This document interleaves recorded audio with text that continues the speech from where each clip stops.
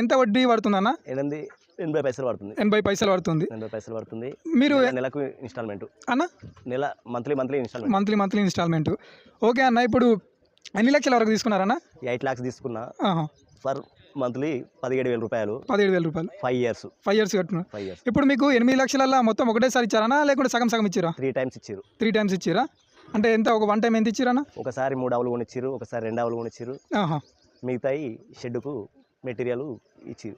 Okay, అవన్నీ verify చేసుకొని మీకు శాంక్షన్ చేశారనా? అవన్నీ చేసుకుని శాంక్షన్ చేసి ఏమైనా ప్రూఫ్స్ కింద ఏమైనా ల్యాండ్ గిట్లా తాకట్టు గిట్లా పెట్టుకున్నారన్నా బ్యాంక్ వాళ్ళు ఏమన్నా? క్రాప్ లోన్ కింద ఆల్రెడీ పాస్బుక్ అలానే ఉండే.